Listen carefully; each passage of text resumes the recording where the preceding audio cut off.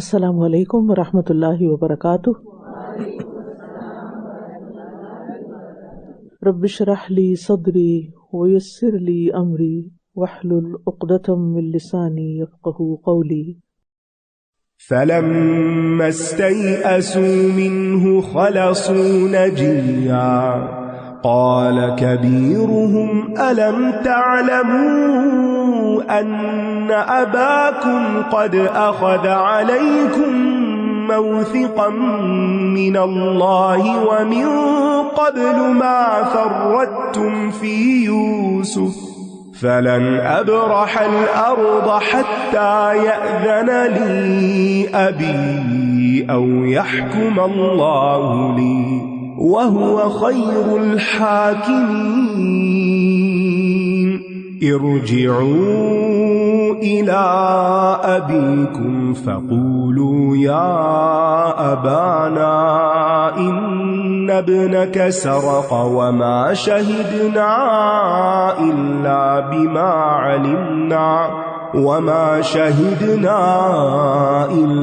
بما علمنا وما كنا للغيب حافظين واسأل القرية التي كنا فيها والعير التي أقبلنا فيها وإنا لصادقون قال بل سولت لكم أنفسكم أمرا فصبر جميل عسى الله أن يأتيني بهم جميعا إنه هو العليم الحكيم وتولى عنهم وقال يا أسفا على يوسف وابيضت عيناه من الحزن فهو كظيم قالوا تالله تفتأ تذكر يوسف حتى تكون حرضا أو تكون من الهالكين قال إنما أشكو بثي وحزني إلى الله وأعلم من الله ما لا تعلمون يا بني اذهبوا فتحسسوا من يوسف وأخيه ولا تيأسوا من روح الله إنه لا ييأس من روح الله إلا القوم الكافرون فلما دخلوا عليه قالوا يا أيها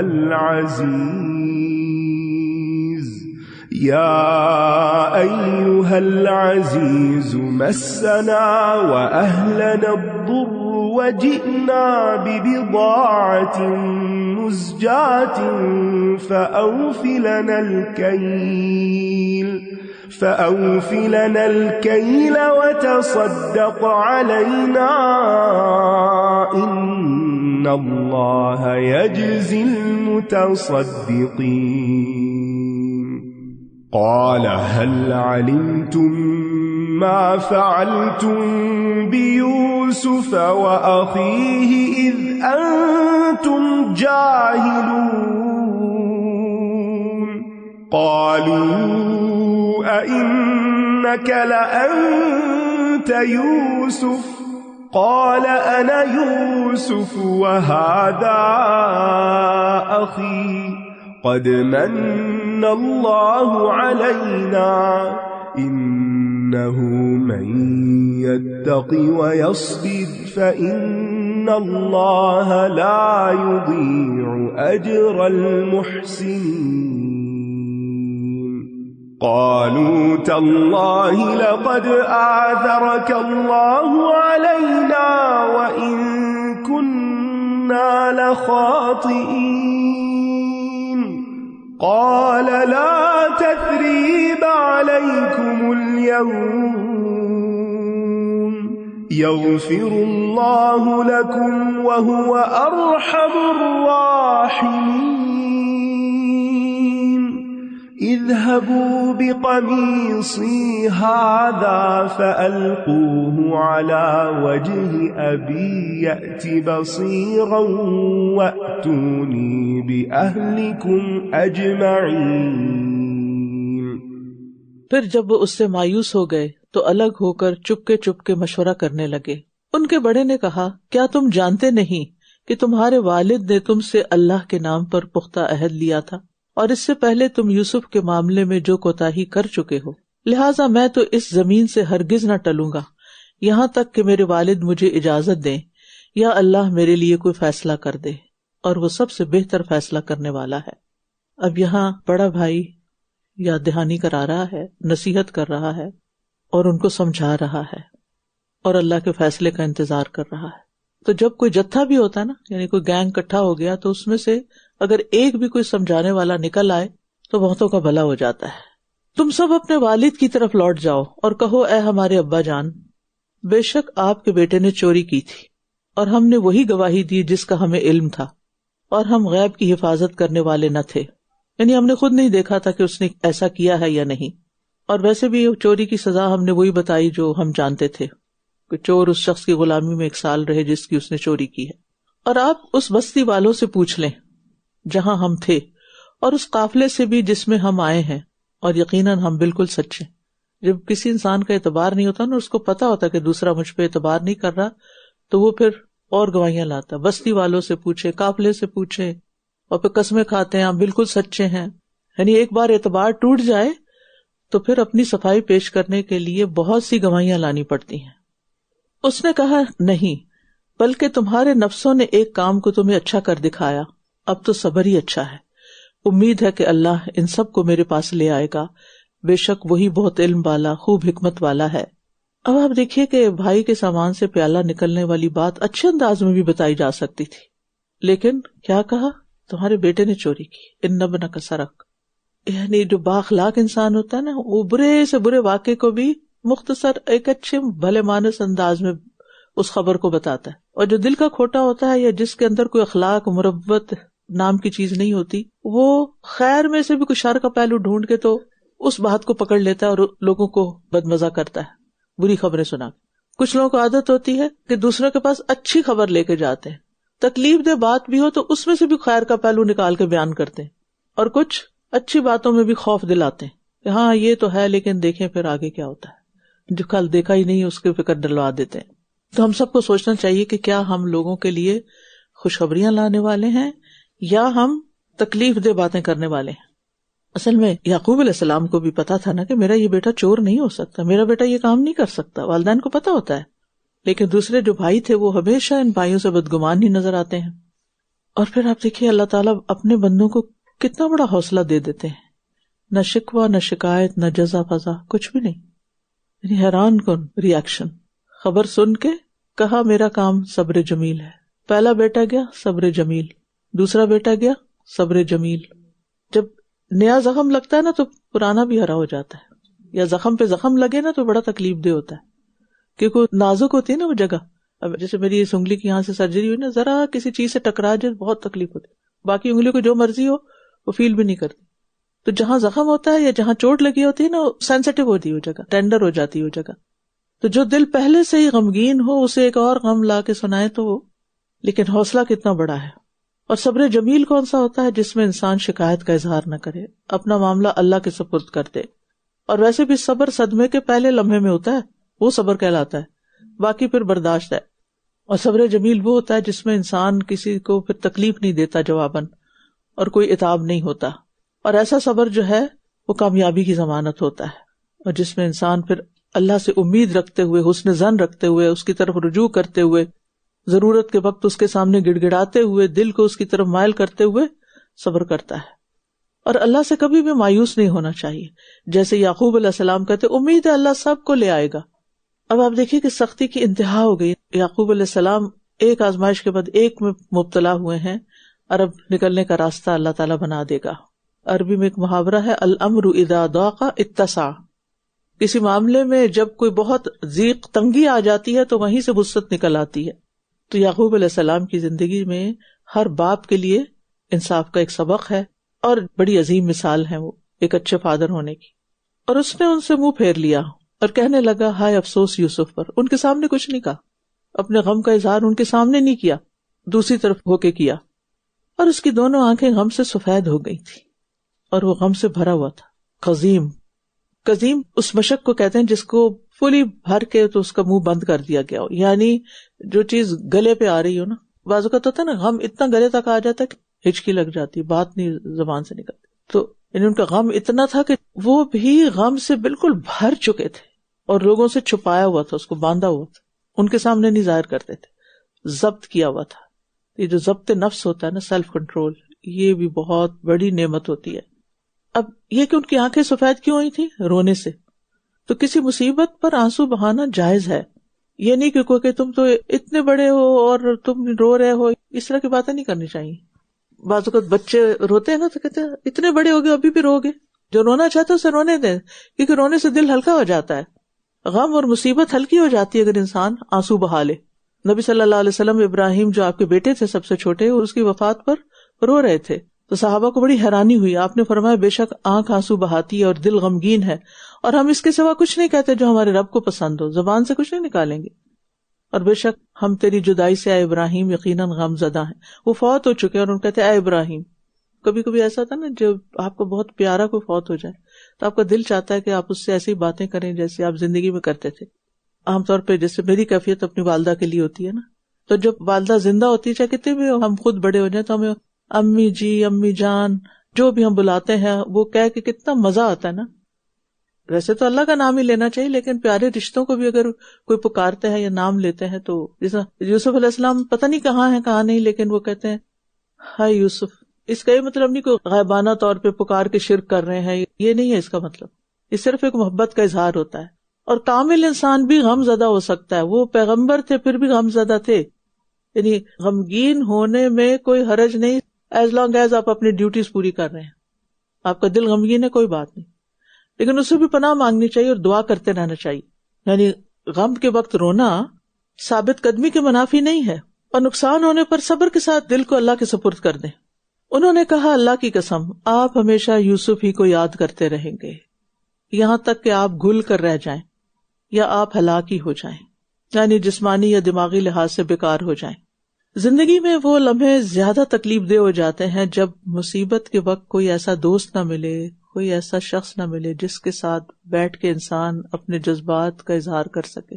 ہر انسان کو رونے کے لیے ایک کندھا چاہیے ہوتا ہے اور اس میں کوئی حرج کی بات نہیں، لیکن جب انسان دیکھتا نا کوئی بھی نہیں ہے جس کے ساتھ بیٹھ کے وہ اپنے دل کی بات شیئر کر سکے، بلکہ اگر کسی وقت بھولے سے ہو بھی جائے تو وہ سرزنش کرنے لگے، ڈانٹ ڈپٹ کرنے لگے، تمہیں تو اور کچھ سوچتا ہی نہیں، بار بار تم یہی بات سوچتی ہو.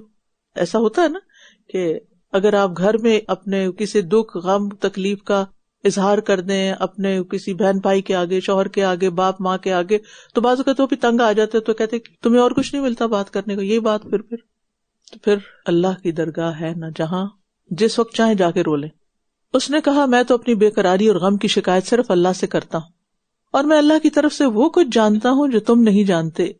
انما اشکو بثی و حزنی، ایسا غم جسے چھپایا جا سکے حزن کہلاتا ہے، اور جسے چھپایا نہ جا سکے بث کہلاتا ہے. بث فیہا من کل دابہ، کیا ہے؟ پھیلا دیے، ٹھیک ہے نا، یعنی وہ غم جو چھپتا نہیں. حضرت عمر رضی اللہ عنہ یہ آیت پڑھ کے اللہ کے آگے آہوزاری کرتے تھے. عبداللہ بن شداد کہتے ہیں میں نے عمر رضی اللہ عنہ کے روتے ہوئے دھاڑے مارنے کی آواز سنی، حالانکہ میں صفوں کے آخر میں تھا اور وہ یہ آیت پڑھ رہے تھے. کیونکہ بعض درد ایسے ہوتے ہیں جنہیں نہ لوگ سمجھ سکتے ہیں نہ کم کر سکتے ہیں. ہوتے ہیں آپ کسی کے سامنے رکھے بھی نہ تو وہ پتہ نہیں کیا باتیں شروع کر دیتے ہیں، آپ اور پریشان ہو کے اٹھتے ہیں. تو وہ کون جانتا ہے، وہ کون سمجھتا ہے؟ اللہ. انما اشکو بثی و حزنی الی اللہ، وہ جو سمجھتا ہے، وہ جو جانتا ہے، میں اس کے آگے رکھ رہا ہوں. ہر طرح کی مشکل کا ایک ہی حل ہے کہ انسان اللہ کی طرف رجوع کرے. حضرت زکریا علیہ السلام کو جب اپنے پیچھے والوں کی فکر ہوئی تو انہوں نے کیا کہا؟ کس کے پاس گئے؟ وَإِنِّي خِفْتُ الْمَوَالِيَ مِن وَرَائِي، اللہ کے آگے فریاد کر رہے ہیں. ایوب علیہ السلام کو بیماری ہوئی تو کیا کہا؟ انی مسنی الضر وانت ارحم الراحمین. موسیٰ علیہ السلام بے یار و مددگار بیٹھے ہیں وہاں مدین میں، کیا کہتے ہیں؟ رب انی لما انزلت الی من خیر فقیر. وہ ہے نا، کتنی بڑی نعمت ہے اسلام، اللہ کی پہچان، کہ جس کی زندگی میں اللہ کی ذات ہو اور اس پہ توکل اور بھروسہ ہو اور اس کی یاد ہو، اس کا ذکر ہو، اس کے لیے بہت مضبوط سہارا ہے. وَمَن یعتصم بِاللَّہِ فَقَدْ هُدِیَ إِلَىٰ صِرَاطٍ مُسْتَقِیمٍ. اتنا مضبوط کڑا ہے کہ جسے ٹوٹنا ہے ہی نہیں. اور لوگوں سے شکایت، اور عام لوگوں سے اور ان نون لوگوں سے، تو بالکل جہالت کی بات ہے. یعنی کچھ خواتین کی عادت ہوتی ہے کہ 2 منٹ کسی سے باتیں کی نا تو وہ ادھر ہی کہانی سنانی شروع کر دی. یہ نہیں کرنا چاہیے، یہ بے وقوفی ہوتی ہے. ہر ایک کے سامنے فریادیں نہیں کرتے، ہر ایک کو اپنی کہانیاں نہیں بتاتے. اور وہی کہتے ہیں میں جانتا ہوں جو تم نہیں جانتے. انہیں یہ پتا تھا کہ یوسف زندہ ہے، ٹھیک ہے نا. یوسف علیہ السلام نے جو خواب دیکھا تھا وہ سچا تھا، لیکن اس کی بھی ڈیٹیل نہیں بتاتے کہ میں کیا جانتا ہوں. ہر بات کی ہر تفسیر تشریح نہیں کی جاتی. اے میرے بیٹو جاؤ اور یوسف اور اس کے بھائی کا سراغ لگاؤ، اور اللہ کی رحمت سے مایوس نہ ہونا. بے شک اللہ کی رحمت سے صرف کافر لوگ ہی مایوس ہوتے ہیں. یہ اللہ کے ساتھ حسن ظن کی بہترین مثال ہے. سال ہا سال گزر گئے، بیٹا جدا ہوا، پھر بھی امید ختم نہیں ہوئی. اسی لیے مایوسی کو کفر کہا گیا نا، کافروں کی مشابہت ہے. اسی لیے آپ دیکھیں کہ ایسے ملکوں میں خودکشی اور اپنے آپ کو نقصان دینا، ہارم کرنا، یہ سب چیزیں اس لیے زیادہ ہیں کہ ایمان نہیں ہے نا، اللہ سے امیدیں ختم ہو گئی ہیں. اور بندہ اپنے ایمان کے مطابق اللہ کی رحمت اور امید کو سامنے رکھتا ہے. جتنا ایمان زیادہ ہوگا اتنا توکل، اتنی امید زیادہ ہوگی. رجا جو ہے نا، یہ بھی ایمان کا حصہ ہے. اور جب دل میں بھروسہ ہوتا ہے نا تو اللہ تعالیٰ پھر بندے کو پہنچا بھی دیتا ہے. آپ کی نیت، آپ کا ارادہ، آپ کا شوق، آپ کا جذبہ، آپ کی خواہش کتنی ہے کہیں پہنچنے کی، جتھے چاہ اتھے راہ، رستہ مل جائے گا. چاہت پیدا کرنے کی ضرورت ہے. اور کبیرہ گناہ بھی ہے مایوسی. مایوس کبھی نہ ہو. شدید ترین حالات بھی ہوں تو اللہ سے امید رکھے کہ وہ ضرور آسانی کر دے گا. ان مع العسر یسرا. کیونکہ امید جو ہے نا انسان کو کوشش پہ ابھارتی ہے، انسان پھر اسٹرگل کرنے لگ جاتا ہے. جبکہ مایوسی جو ہے وہ انسان کو سست بنا دیتی، نکما اور بیکار کر دی. کچھ نہیں ہونا، بیٹھ جاؤ آرام سے. پھر جب وہ اس کے پاس داخل ہوئے تو کہنے لگے اے عزیز، ہمیں اور ہمارے گھر والوں کو تکلیف پہنچی ہے اور ہم معمولی سرمایہ لائے ہیں، بس آپ ہمیں غلہ کا پورا پورا پیمانہ دیجیے اور ہم پر صدقہ کیجیے، بے شک اللہ صدقہ کرنے والوں کو اچھا بدلہ دیتا ہے. کیا ذلت ہے، یہ گناہ کی نحوست ہے کہ اتنے عاجز ہو کے اب جا کے تو ہاتھ پھیلا رہے ہیں ہمیں اور ہمارے گھر والوں کو تکلیف پہنچی ہے، ہم بہت تھوڑے پیسے لائے ہیں، آپ ہمیں زیادہ غلہ دے دیں، آپ ہم پہ صدقہ کر دیں. اللہ اکبر. حسد، دوسرے کے لیے برا چاہنا، دوسرے کو لیٹ ڈاؤن کرنا، ذلیل کرنا. ایک وقت آتا ہے کہ پھر وہ انسان خود اس کیفیت میں پڑتا ہے. بس انتظار کریں ذرا. ہاں، بغیر شکوہ شکایت کیے اور بغیر اپنی بہت مسکینی ظاہر کیے انسان اگر کسی سے اپنی کوئی چیز شیئر کرنا چاہتا ہے تو کر سکتا ہے. اس نے کہا کیا تم جانتے ہو کہ جب تم نادان تھے تو تم نے یوسف اور اس کے بھائی کے ساتھ کیا سلوک کیا تھا؟ اللہ اکبر. اتنا بڑا حوصلہ، بینیفٹ آف ڈاؤٹ دینا. تم نادان تھے تو تم نے یہ غلطی کی تھی. جنہوں نے کنویں میں پھینک دیا ان کو نادان کہہ رہے ہیں. ہمارے اندر ہے اتنی طاقت کہ ہم ایسی بات جس نے ہم پہ بہت ظلم کیا اس کی تعریف کر سکیں یا اس کو بینیفٹ آف ڈاؤٹ دیں. کوئی بات نہیں، ہو گیا ہوگا ایسا. یہ ہے پیغمبرانہ اخلاق، اور ہمیں اس اخلاق کو اپنانے کی تلقین کی گئی ہے. انک لعلی خلق عظیم. اور قیامت کے دن جو اخلاق ہوگا یا انسان کا یہ اچھا رویہ ہوگا وہ میزان میں سب سے بھاری نیکی. یہ اتنا آسان نہیں ہے نا، اسی لیے یہ سب سے بھاری نیکی ہے کہ آپ کسی ظالم کے ساتھ جس نے آپ کے ساتھ بڑی زیادتیاں کی ہوں، جیسے کسی کی زندگی میں کوئی ساس ہو سکتی ہے، کوئی شوہر ہو سکتا ہے، کوئی اور آس پاس کا رشتہ ہو سکتا ہے، کوئی سوتیلی ماں ہو سکتی ہے. کئی لوگ ہوتے ہیں نا جن سے انسان کو بڑی تکلیف پہنچی بھی ہوتی، ان کے ساتھ حسن سلوک یہ کوئی یوسف علیہ السلام سے سیکھے. یہ ہے وہ بھاری نیکی جو میزان میں پڑتی جائے گی نا. ایک ہے آپ اس کے ساتھ اچھا کریں جو آپ سے اچھا ہے، لیکن ایک آپ اس سے اچھا کریں جس نے آپ کو بچپن میں سوتیلی ماں نے خوب پیٹا ہے اور آپ اس کو کوئی گفٹ بھیج رہے ہیں عید پر. یہ جو نیکی ہوگی نا آپ کی، یہ اتنی وزنی ہوگی کہ باقی ساری نیکیوں پہ ہیوی ہو جائے گی. اب بھائیوں کی مسکینی والی حالت دیکھ کے اب یوسف علیہ السلام نے زیادہ طول نہیں دیا کہ اب اس سے زیادہ اب ان کو اس حال میں نہیں چھوڑنا چاہیے، اپنا تعارف کرا دیا. انہوں نے کہا کیا واقعی تم ہی یوسف ہو؟ اس نے کہا میں یوسف ہوں اور یہ میرا بھائی ہے. یقیناً اللہ نے ہم پر احسان کیا. اللہ کو یاد کرتے ہیں اس موقع پر. بے شک جو تقوی اختیار کرے اور صبر کرے تو یقیناً اللہ احسان کرنے والوں کا اجر ضائع نہیں کرتا. یہ سبق ہے اس کہانی کا. کامیابی صبر اور تقوی کے ساتھ ہے. جب انسان تکلیف میں اپنی حدیں پار نہیں کرتا نا، اللہ کے احکامات کی پابندی کرتا ہے، تو اللہ تعالیٰ اس تکلیف کا اجر اس کو کئی گنا زیادہ بڑھا کے دیتا ہے. تو اللہ تعالیٰ نے کیسا احسان کیا. اور یہ یوسف علیہ السلام کے احسانات کا بدلہ تھا کہ دونوں بھائیوں کو طویل جدائی کے بعد ملا دیا، ان کی تنگی کو، قید کو آرام اور سکون سے بدل دیا، مصر کی حکومت عطا کر دی. اور جب کوئی شخص اللہ کی اطاعت میں ذلت اٹھا لیتا نا کہ آپ اللہ کی عبادت کریں، اللہ کا کام کریں، اچھا ہے کوئی نیکی کا کام کریں، اور لوگ آپ کو ذلیل کیے جا رہے ہیں، ہر وقت آپ کے پیچھے پڑے ہوئے، یہ تم کیا کر رہی ہو، یہ پڑھائی کب ختم ہوگی، یعنی تانے دیے چلے جا رہے ہیں، اور انسان اس پر صبر کیے چلے جا رہا ہے، تو اللہ سبحانہ وتعالیٰ اس تکلیف کو ضرور خوشی میں بدلے گا. تقوی، صبر اور احسان انسان کو عظیم انسان بناتی ہیں، لیکن یہ نفس پر بڑا بھاری ہوتا ہے. یوسف علیہ السلام کو اللہ نے اتنا کچھ دیا لیکن ان کے اندر کوئی کبر نہیں تھا. انہوں نے زندگی میں آنے والی تکلیفوں کو بھول کر احسانات کا ذکر کیا، اور ہم کیا کرتے ہیں؟ الٹ کرتے ہیں، اللہ کے احسانات کو بھول کر تکلیفوں کا ذکر کرتے رہتے ہیں ہر وقت، ہر ایک سے. انہوں نے کہا اللہ کی قسم یقیناً اللہ نے تمہیں ہم پر فوقیت دی اور بے شک ہم ہی خطا کار تھے. یہ اچھی بات ہوئی کہ انہوں نے اپنی غلطی مان لی. لقد آثرک اللہ علینا وَإِن كُنَّا لَخَاطِئِينَ، تاکید سے کہا یقیناً ہم ہی. اس نے کہا آج تم پر کوئی ملامت نہیں، اللہ تمہاری بخشش فرما دے. خود بھی معاف کیا، اللہ سے بھی بخشش مانگی ان کے لیے، اور وہ رحم کرنے والوں میں سب سے زیادہ رحم کرنے والا ہے. لا تصریف کا مطلب ہے آج کوئی ڈانٹ ڈپٹ نہیں ہوگی، کوئی گناہ یاد نہیں کرائیں گے، کوئی آر نہیں، کوئی تانا نہیں، تشنیع نہیں. آج کے بعد تمہارے اس جرم کو میں کبھی ذکر ہی نہیں کروں گا، گویا کہ ہوا ہی نہیں تھا، لیٹ گو، ہو گیا جو ہونا تھا، بس ختم. یہ انبیاء کا اخلاق ہوتا ہے، معاف کرنا، پھر دعا کرنا، پھر خوبصورت اخلاق کا مظاہرہ کرنا. نبی صلی اللہ علیہ وسلم نے قریش مکہ کو بھی فتح مکہ کے دن یہی بات کہی تھی. اور یہ ہے اصل صلہ رحمی.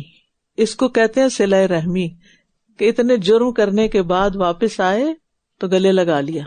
انہوں نے رشتہ کاٹا اور انہوں نے اس کو جوڑ دیا. میری یہ قمیص لے جاؤ اور اسے میرے والد کے چہرے پر ڈال دو، وہ دیکھنے لگیں گے، اور اپنے سب گھر والوں کو میرے پاس لے آؤ. اور یوں بنی اسرائیل فلسطین سے مصر کی طرف چلے گئے. اب کیا ہوا؟ وہ جاتے ہیں اور قمیص لے کے، اور جس طرف سے غم آیا تھا اسی طرف سے خوشی آ گئی. وہ قمیص جو غم کا باعث بنی تھی، وہ قمیص خوشی کا باعث بننے جا رہی ہے. وَلَمَّا فَصَلَتِ الْعِيرُ قَالَ أَبُوهُمْ إِنِّي لَأَجِدُ رِيحَ يُوسُفَ لَوْلَا أَن تُفَنِّدُونَ قَالُوا تَاللَّهِ إِنَّكَ لَفِي ضَلَالِكَ الْقَدِيمِ.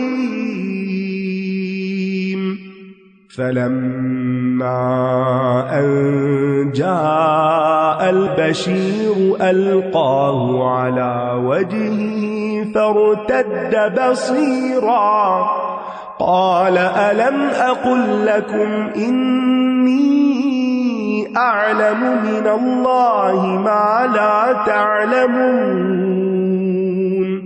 قالوا يا أبانا استغفر لنا ذنوبنا إنا كنا خاطئين. قال سوف أستغفر لكم ربي إنه هو الغفور الرحيم. فلما دخلوا على يوسف آوى إليه أبويه وقال ادخلوا مصر إن شاء الله آمنين. ورفع أبويه على العرش وخروا له سجدا وقال يا أبت هذا تأويل رؤياي من قبل قد جعلها ربي حقا وقد أحسن بي إذ أخرجني من السجن وجاء بكم من البدو من بعد أن نزغ الشيطان بيني وبين إخوتي إن ربي لطيف لما يشاء إنه هو العليم الحكيم رب قد آتيتني من الملك وعلمتني من تأويل الأحاديث فاطر السماوات والأرض أنت ولي في الدنيا والآخرة توفني مسلما وألحقني بالصالحين ذلك من أنباء الغيب نوحيه إليك وما كنت لديهم إذ أجمعوا أمرهم وهم يمكرون وما أكثر الناس ولو حرصت بمؤمنين وما تسألهم عليه من أجر إن هو إلا ذكر للعالمين.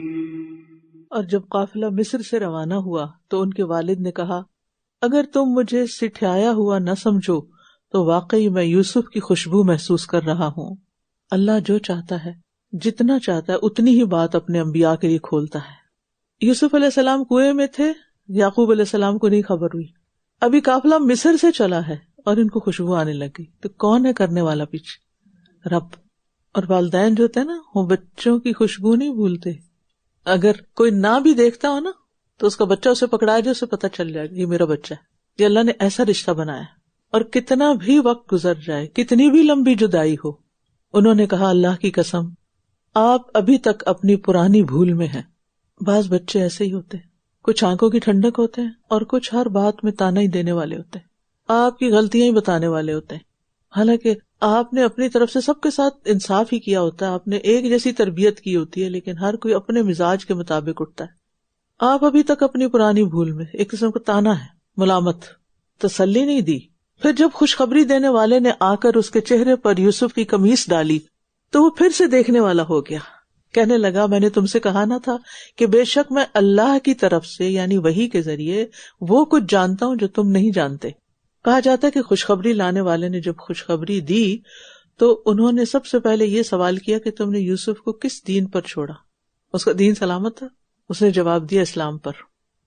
فرمایا اب اللہ کی رحمت تمام ہو گئی. انبیاء کو اولاد کی صرف یہ نہیں کہ جدائی کا افسوس بلکہ اس بات کا کہ وہ کہیں اپنے دین سے دور نہ چلا جائے. یعنی وہ اس ماحول سے چلا گیا ہے، ایک بالکل غیر اسلامی ماحول میں چلا گیا، پتہ نہیں اس کے دین کا کیا ہوگا. اگر آپ کے اندر ایمان ہے نا اور آپ کے اندر دین کی محبت ہے تو پھر آپ اپنی اولاد کے لیے سب سے زیادہ جو چیز پسند کریں گے وہ دین ہوگا کہ ان کے اندر بھی آ جائے. آپ کی سب سے بڑی تڑپ ہی یہی ہوگی اور فکر یہی ہوگی کہ وہ کس دین پر ہیں. اور جب اللہ تعالیٰ کسی کام کا حکم دیتا ہے نا تو اسباب بھی بنا دیتا ہے. وہ کہنے لگے ہمارے ابا جان آپ ہمارے لیے ہمارے گناہوں کی بخشش طلب کیجیے، بے شک ہم ہی خطا کار تھے. یوسف علیہ السلام کے سامنے بھی اعتراف کیا اور اب والد کے سامنے بھی کر رہے ہیں. اب غلطی کا احساس ہو گیا. کسی سے غلطی کی معافی مانگتے ہوئے تفصیلات نہیں دہرانی چاہیے، بس یہ کہ اوور آل بات کر لینی چاہیے.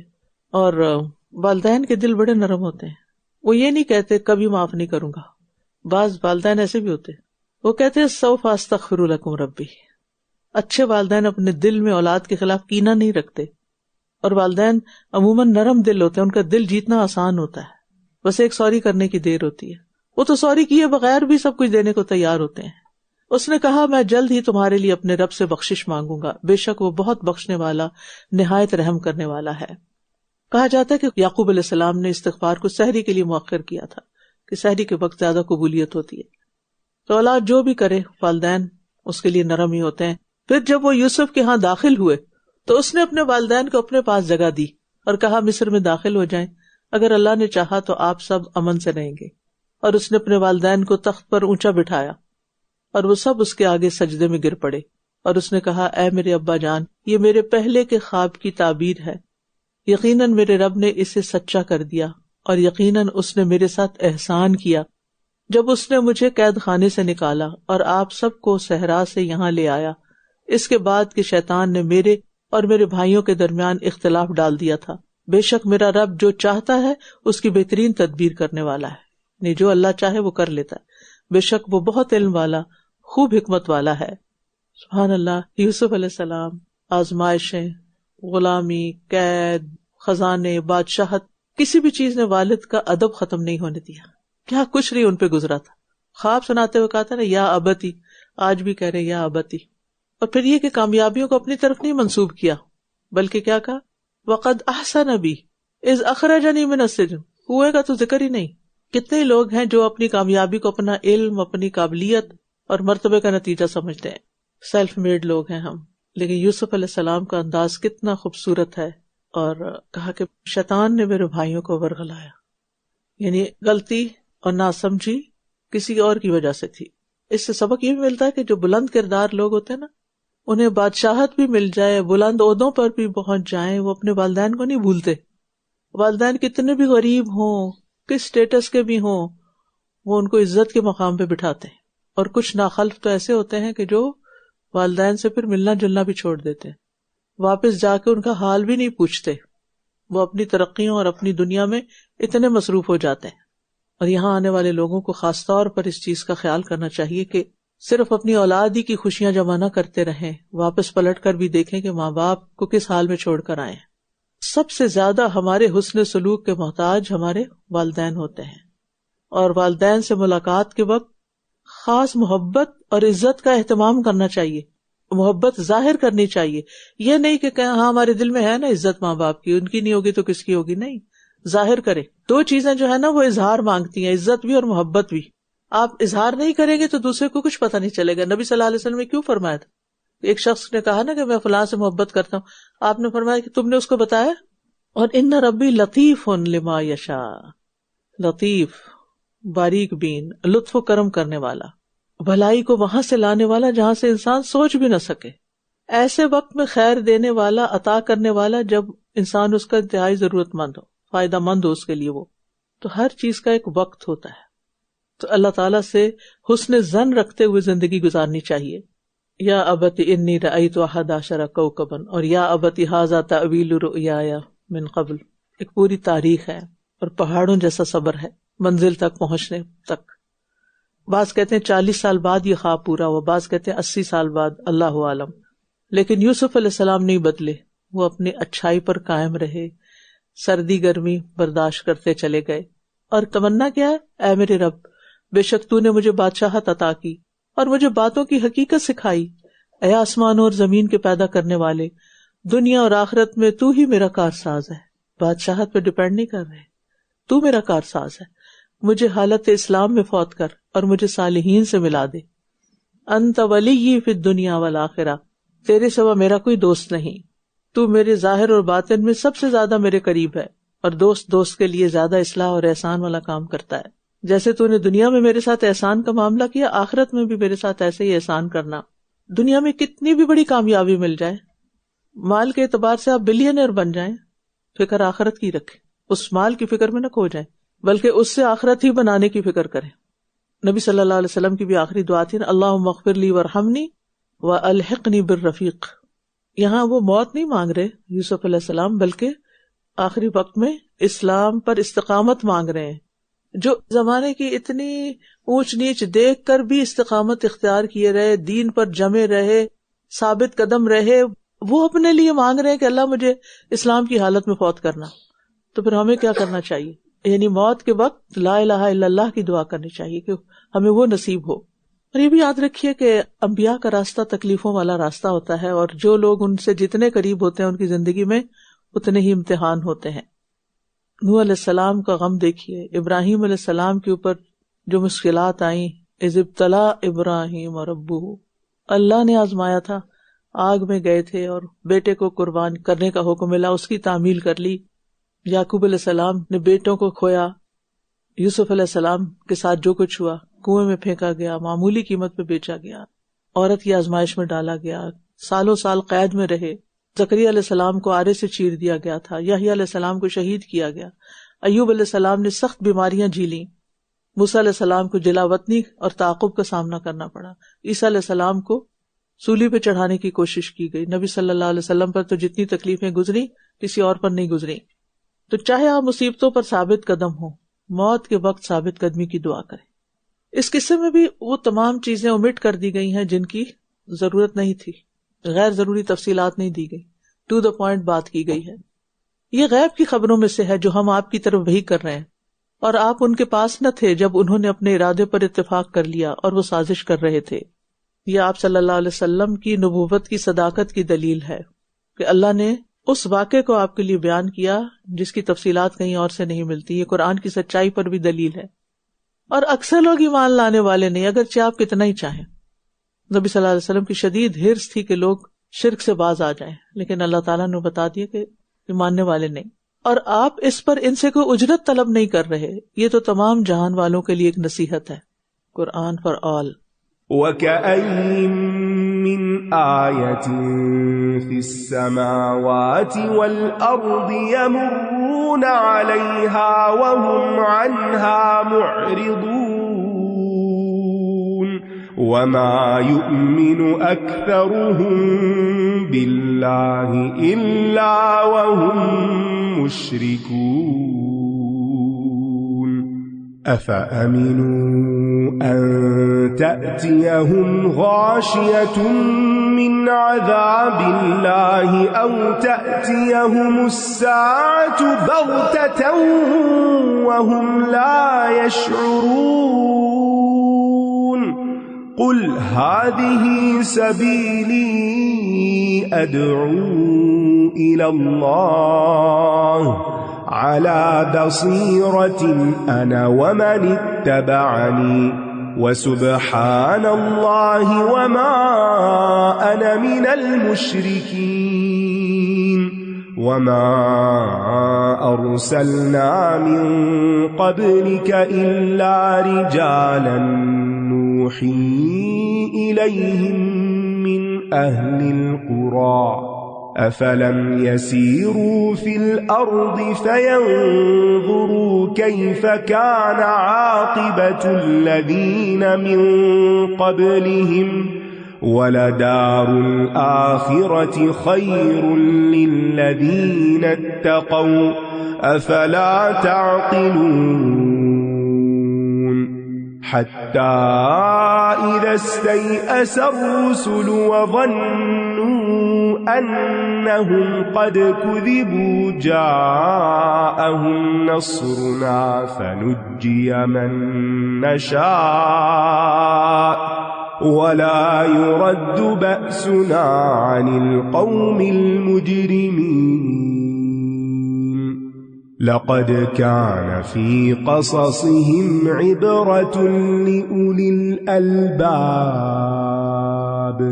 مَا كَانَ حَدِيثًا يُفْتَرَى وَلَكِن تَصْدِيقَ الَّذِي بَيْنَ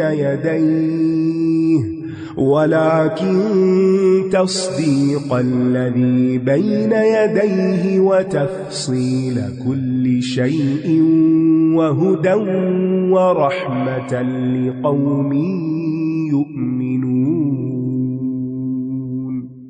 اور آسمانوں اور زمین میں کتنی ہی نشانیاں ہیں جن سے یہ لوگ گزرتے رہتے ہیں، اس حال میں کہ وہ ان سے منہ موڑ جاتے ہیں، نشانیوں پر غور نہیں کرتے کہ کوئی سبق سیکھیں۔ اور ان میں سے اکثر لوگ اللہ پر ایمان لے آتے ہیں جبکہ یہ اس کے ساتھ شریک بھی ٹھہرا رہے ہوتے ہیں، یعنی شرک بھی نہیں چھوڑتے۔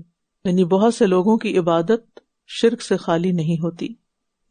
کیا بھلا یہ اس بات سے امن میں آ گئے ہیں کہ ان کے پاس اللہ کے عذاب میں سے کوئی چھا جانے والی آفت آ جائے، یا ان کے پاس قیامت کی گھڑی اچانک آ جائے اور یہ شعور بھی نہ رکھتے ہوں؟ کہہ دیجئے یہی میرا راستہ ہے، میں پوری بصیرت کے ساتھ اللہ کی طرف بلاتا ہوں، میں اور وہ بھی جنہوں نے میری پیروی کی۔ اللہ کے راستے کی طرف بلانے کے لیے بصیرت چاہیے ہوتی ہے، حکمت کے ساتھ بلانا ہوتا ہے، اور اللہ پاک ہے اور میں شرک کرنے والوں میں سے نہیں ہوں۔ یعنی یہ سیدھا راستہ ہے، اس میں کوئی ٹیڑھ نہیں، اس کے احکامات بالکل واضح ہیں، اس کے پیچھے دلائل ہیں. اور آپ دیکھیے کہ اصل تبلیغ ہی وہ ہے جو قرآن و سنت کے ذریعے کی جائے. بصیرت کا مطلب کیا ہے یہاں کہ دلائل کے ساتھ، اور وہ قرآن و سنت کے ہی دلائل ہوتے ہیں. اور پیروی کرنی ہے تو نبی صلی اللہ علیہ وسلم کی، پھر صحابہ کی جائے جو امت کے بہترین لوگ تھے، جو گہرے علم والے تھے، سب سے زیادہ کم تکلف کرتے تھے. اور ہم نے بستی والوں میں آپ سے پہلے بھی مردوں کو ہی رسول بنا کر بھیجا تھا جن کی طرف ہم وحی کرتے تھے. کیا پھر یہ زمین میں چلے پھرے نہیں کہ دیکھتے ان لوگوں کا انجام کس طرح ہوا جو ان سے پہلے گزر چکے تھے. اور یقیناً آخرت کا گھر تو ان لوگوں کے لیے بہتر ہے جو تقوی اختیار کریں. کیا پھر تم عقل سے کام نہیں لیتے؟ تو اسے پتہ چلتا ہے کہ کوئی عورت نبی بنا کر نہیں بھیجی گئی، اور اسی طرح جنگلوں اور صحراؤں میں نبی نہیں بھیجے گئے بلکہ بڑی بستیوں یا شہروں میں بھیجے گئے. اور پھر یہ ہے کہ آخرت دنیا اور اس کی تمام لذتوں سے بہتر ہے. وَلَدَارُ الْآخِرَةِ خیر. یہاں تک کہ جب رسول بالکل نا امید ہو گئے اور لوگوں نے سمجھا کہ ان سے جھوٹ بولا گیا ہے تو ان کے پاس ہماری مدد آ گئی، پھر جسے ہم نے چاہا بچا لیا، اور مجرم قوم سے ہمارا عذاب پھیرا نہیں جاتا. یعنی جب مصیبت آتی ہے اور شدید ہو جاتی ہے تو اللہ کی مدد بھی ایسے آتی ہے جیسے بنجر زمین پر رحمت کی بارش ہو. بے شک ان کے قصوں میں عقل والوں کے لیے یقیناً ایک عبرت ہے. یہ ہرگز ایسی بات نہیں جو گھڑ لی گئی ہو، بلکہ یہ اس کی تصدیق ہے جو اس سے پہلے ہے، اور ہر چیز کی تفصیل ہے، اور ان لوگوں کے لیے ہدایت اور رحمت ہے جو ایمان لاتے ہیں. یعنی ان واقعات میں ہدایت اور عبرتیں ہیں. آج میں دیکھ رہی تھی کہ صلاح المنجد نے قصہ یوسف سے 100 سبق نکالے، اور کوئی حیرانی کی بات نہیں، اس میں بہت سبق ہے. اور ایسے قصے جو ہیں یہ انسان کو ایمان اور تقوی پر ابھارتے ہیں، اخلاق بہتر بناتے ہیں.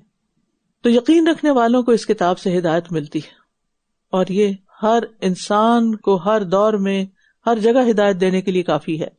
لیکن اس کے لیے ضرورت ہے کہ انسان اچھے انداز سے توجہ کے ساتھ اس کو پڑھے، سنے، غور و فکر کرے، اور اس میں ہر وہ چیز بیان کر دی گئی ہے جس کی مخلوق کو ضرورت ہے. تو خلاصہ یہی ہے اختتام پر یہ کہ حالات ایک سے نہیں رہتے. بیمار شفا یاب ہو جاتے ہیں، غائب لوٹ آتے ہیں، غمگین خوش ہو جاتے ہیں، تکلیف میں مبتلا لوگوں کی تکلیفیں دور کر دی جاتی ہیں، قیدی جیل سے باہر آ جاتے ہیں. اللہ کا وعدہ سچا ہے کہ اِنَّ مَعَ الْعُسْرِ یسرا. کوئی بھی آزمائش ہمیشہ نہیں ہوتی، رات ہمیشہ نہیں رہتی، بالآخر ختم ہو جاتی ہے. اور کسی پر آزمائش کا آنا، تکلیف کا آنا خوش نصیبی یا بد نصیبی کا معیار نہیں ہے. جتنا زیادہ کسی کا اللہ سے حسن ظن ہوگا اتنی ہی اللہ کی رحمتیں زیادہ ہوں گی اس پر. اللہ سے گمان اچھا رکھے، اللہ اچھا کرے گا، ہو جائے گا یہ کام، یہ مشکل حل ہو جائے گی. بے چین نہ ہو، بے صبرے نہ ہو، پتہ نہیں کب ہوگی بھی کہ نہیں ہوگی، اور غصے کا اظہار نہ کریں، اور حسن سلوک کی انتہا کر دیں، کیونکہ احسان اور حسن اخلاق کا ہمیشہ بہترین بدلہ ملتا ہے انسان کو. اور نیکی ہمیشہ بابرکت ہوتی ہے، نیکی کرنے کی برکت ہوتی ہے اور گناہ کی نحوست ہوتی ہے. اور پھر آخری بات، علم کی فضیلت پتہ چلتی ہے کہ علم کے ساتھ انسان کو، اور اس علم کے ساتھ جس سے وہ دوسروں کو فائدہ پہنچائے، دوسروں کے فائدے کا بن جائے. یوسف علیہ السلام کو اللہ نے خاص علم دیا تھا، انہوں نے پوری قوم کو فائدہ پہنچایا، نہ صرف ان کو بلکہ اپنے آس پاس کے علاقے والوں کو بھی. وآخر دعوانا ان الحمد للہ رب العالمین. سبحانک اللہم وبحمدک، اشہد ان لا الہ الا انت، استغفرک واتوب الیک. اللہم اقسم لنا من خشیتک ما تحول به بیننا وبین معصیتک، ومن طاعتک ما تبلغنا به جنتک، ومن الیقین ما تهون به علینا مصائب الدنیا. اللہم متعنا باسماعنا وابصارنا وقواتنا ما احییتنا، واجعله الوارث منا، واجعل ثأرنا على من ظلمنا، وانصرنا على من عادانا، ولا تجعل الدنيا أكبر همنا ولا مبلغ علمنا، ولا تسلط علينا من لا يرحمنا. ربنا تقبل منا. السلام علیکم ورحمۃ اللہ وبرکاتہ. الحمد لله الذي هدانا لهذا وما كنا لنهتدي لولا أن هدانا الله. الحمد لله الذي هدانا لهذا وما كنا لنهتدي لولا أن هدانا الله. الحمد لله الذي هدانا لهذا وما كنا لنهتدي لولا